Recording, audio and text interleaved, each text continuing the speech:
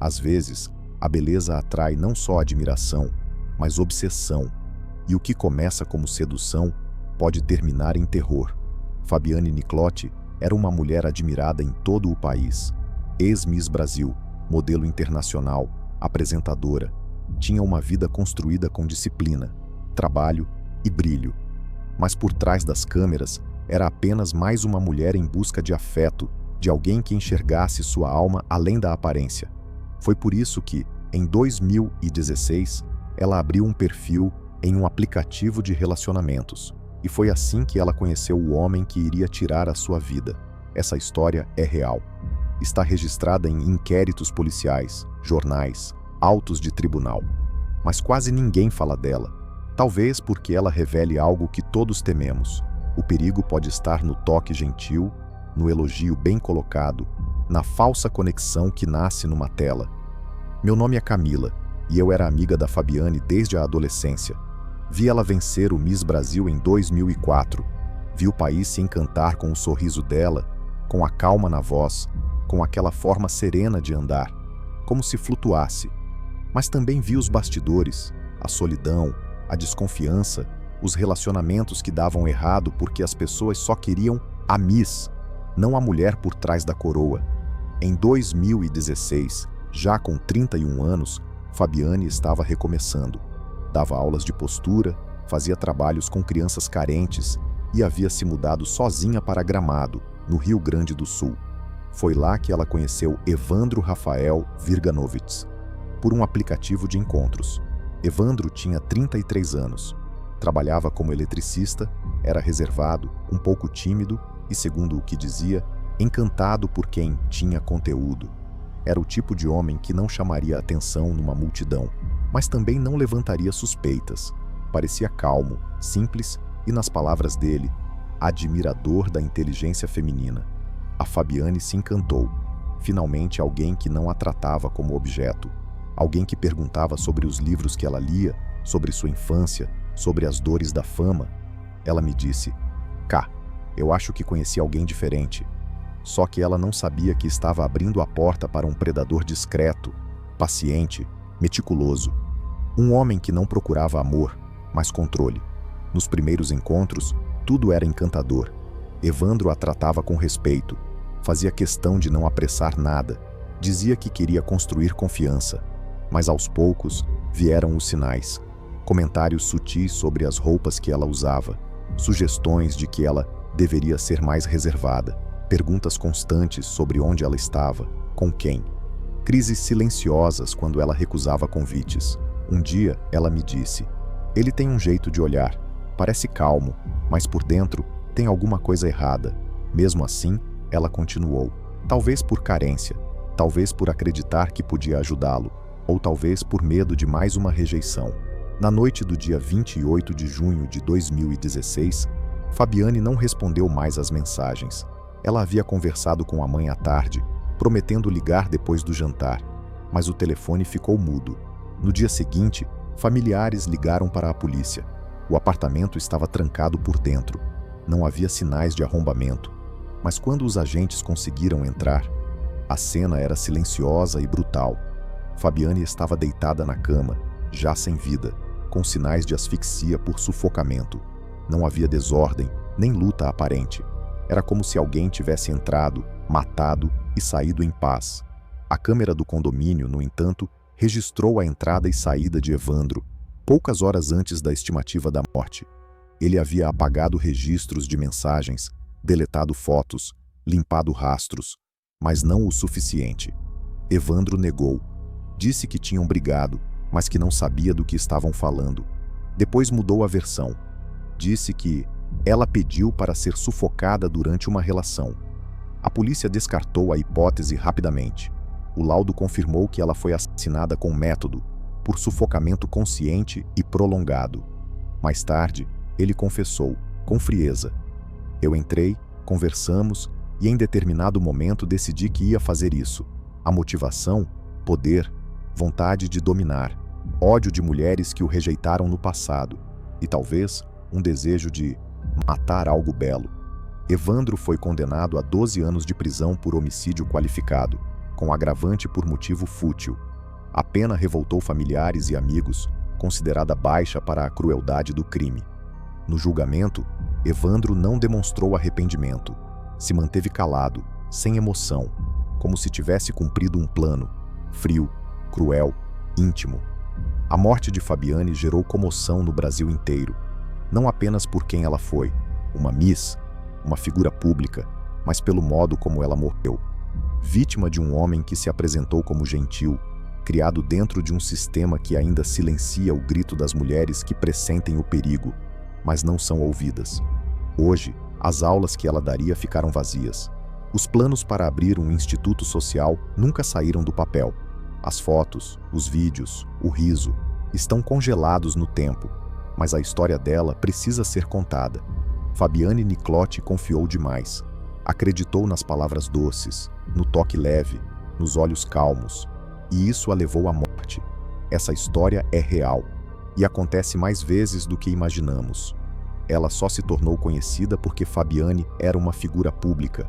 Mas e quantas Fabianes são esquecidas, apagadas, ignoradas todos os dias neste país? Bem, antes de irmos para o próximo relato, quero pedir para que você se inscreva e ative o sininho para acompanhar novas histórias todos os dias. Seu apoio é muito importante para o crescimento do canal. Tem gente que acredita no destino, outros no acaso. E há quem diga que tudo na vida são escolhas.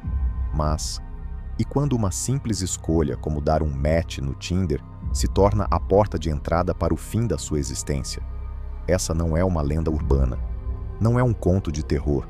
É um caso real, chocante, registrado pela polícia, pela mídia e marcado na pele de todos que o acompanharam. Esse é o relato sombrio de Sidney Luff, a jovem de 24 anos que saiu para um encontro e nunca mais voltou. Meu nome é Audrey. Eu era uma das amigas mais próximas da Sidney. Crescemos juntas em Nebraska. Ela era o tipo de pessoa que iluminava qualquer lugar. Ria alto, falava com todos e sempre via o melhor nos outros. No fim de 2017, ela estava trabalhando como caixa em uma loja de departamentos. Tinha acabado de se mudar para um apartamento só dela e parecia feliz. Como muitas pessoas da nossa idade, ela usava o Tinder. Nada demais. Mas então apareceu a Bailey Boswell. Elas começaram a conversar no app. Bailey tinha um jeito gentil, doce, dizia que amava animais e que queria algo sério. A conexão foi rápida. Em poucos dias, estavam marcando um encontro. A primeira noite correu bem. Saíram, conversaram, se beijaram. Sidney voltou para casa empolgada. No dia seguinte, postou um Snapchat com a legenda: pronta para o segundo encontro. Aquela foi a última vez que alguém a viu viva. Quando Sidney não apareceu no trabalho no dia seguinte, os alarmes começaram a soar. Ela era pontual, responsável. A mãe ligou. As mensagens não foram entregues. O celular estava desligado. A polícia foi até o apartamento. Tudo parecia normal. Nada fora do lugar, exceto o silêncio. Começaram a vasculhar seus registros online. Foi aí que descobriram que a última pessoa com quem ela falou foi Bailey Boswell, através do Tinder. Mas Bailey não era quem dizia ser. Bailey estava usando um nome falso no aplicativo. Na verdade, ela era uma mulher de 23 anos, com passagens pela polícia, envolvida em atividades suspeitas. E, o mais perturbador, ela vivia com um homem chamado Aubrey Trail, de 51 anos. Bailey e Aubrey formavam um casal criminoso. Tinham um histórico de golpes, furtos e comportamento extremamente manipulador. Mas o que ninguém sabia até então era que também eram assassinos em potencial. Quando a polícia os procurou, os dois haviam sumido, mas não por muito tempo. Dias depois, Bailey postou um vídeo no Facebook. No vídeo, ela se dizia inocente.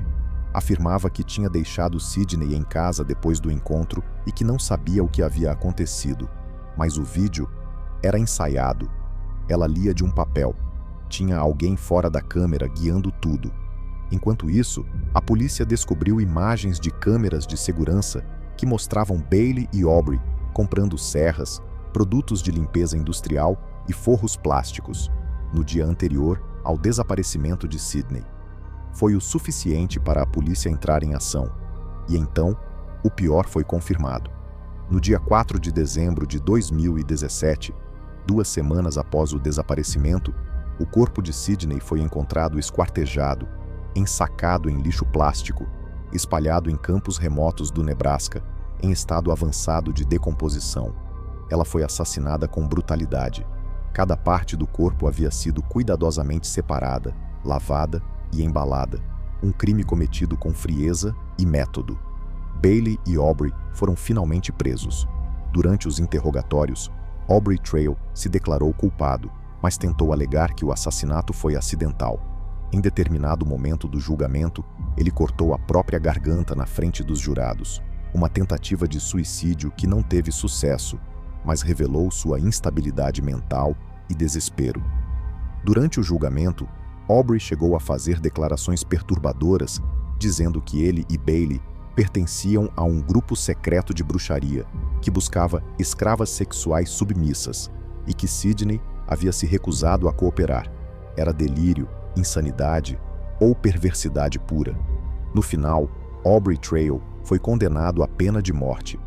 Bailey Boswell foi condenada à prisão perpétua sem possibilidade de liberdade condicional, tornando-se a primeira mulher na história de Nebraska a receber tal sentença. Sidney era jovem, sonhadora e confiava demais. Ela acreditava que estava indo a um encontro com uma garota doce. Não imaginava que estava sendo atraída para uma armadilha sádica planejada por um casal manipulador e cruel. A cidade de Lincoln nunca mais foi a mesma. E para nós, que conhecíamos a Sidney, ficou a dor, a saudade e a pergunta que ainda ecoa: como algo tão inocente pode acabar tão brutalmente? Se você chegou até aqui, deixe nos comentários de que cidade você está ouvindo essas histórias. Assim eu vou poder saber quem chegou até o final do vídeo. Vamos para o último relato. Vou encontrar um cara legal, tomar um açaí e volto cedo. Foi essa a última mensagem enviada por Ingrid para sua melhor amiga, na tarde de uma sexta-feira comum. Ela nunca mais foi vista com vida. Esse é um caso real, brasileiro, registrado nas páginas policiais e nos corações de quem acompanhou a dor daquela família. Uma história de confiança quebrada, de violência brutal e de um mal que se esconde atrás de uma tela de celular. Se você acredita que essas coisas só acontecem nos Estados Unidos, prepare-se para conhecer um dos crimes mais cruéis ocorridos em solo brasileiro e que começou com um simples "Oi" no Tinder. Meu nome é Tatiane e eu vou contar a história da minha irmã, porque ela não pode mais contar. A Ingrid tinha 19 anos, era alegre, estudava veterinária numa universidade estadual no interior de São Paulo. Era daquelas pessoas que você ouvia chegando antes de ver. Ria alto, falava rápido, vivia no ritmo de quem queria aproveitar tudo ao mesmo tempo. A gente sempre foi próxima. Dormíamos no mesmo quarto. Dividíamos as roupas, as séries, as músicas. Quando ela baixou o Tinder, achei que era só mais uma fase. Ela queria conhecer gente, rir um pouco, sair da rotina. Era tudo leve, até ele aparecer. O nome dele era Jonathan Henrique, 24 anos. Trabalhava como entregador de aplicativo, morava numa cidade vizinha.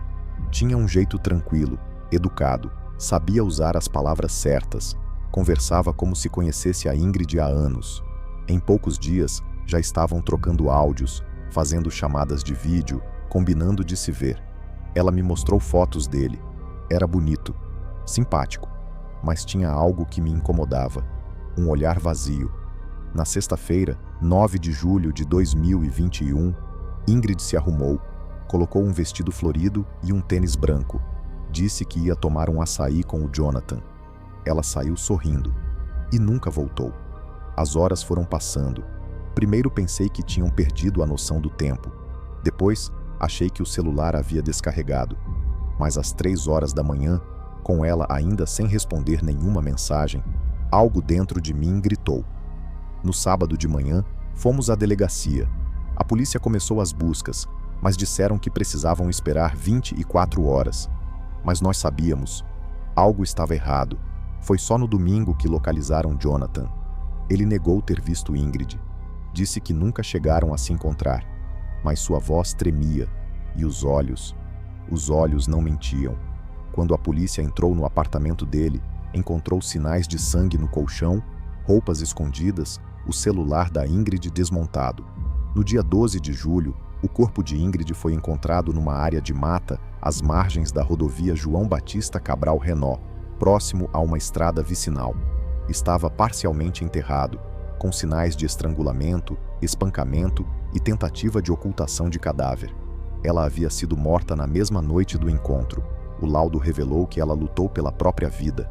Havia hematomas, marcas de arranhões e até pedaços de unha no rosto do assassino, o que foi essencial para confirmar a identidade de Jonathan. Ele foi preso e, no interrogatório, confessou.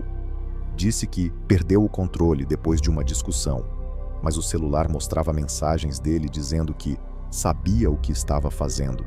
Era premeditado. Durante a investigação, descobriu-se que Jonathan já havia sido denunciado por comportamento abusivo, perseguição e ameaças por pelo menos 2 ex-namoradas. Relatos indicavam que ele era manipulador, controlador e violento, mas como nunca houve condenação anterior, nada disso aparecia no histórico. Ele era, aos olhos do Tinder, só mais um cara legal. No seu celular, encontraram prints de conversas com outras garotas, tentativas de encontros marcados para dias seguintes ao crime, como se nada tivesse acontecido. Nós enterramos a Ingrid numa tarde de inverno, com o céu nublado e um silêncio que nunca mais saiu de dentro da gente. Ela tinha sonhos, queria abrir uma clínica veterinária, queria conhecer o mar, queria adotar mais um cachorro. Tudo foi arrancado dela por um monstro que ela conheceu num aplicativo. Meu pai nunca mais foi o mesmo. Minha mãe passou a dormir com a luz acesa.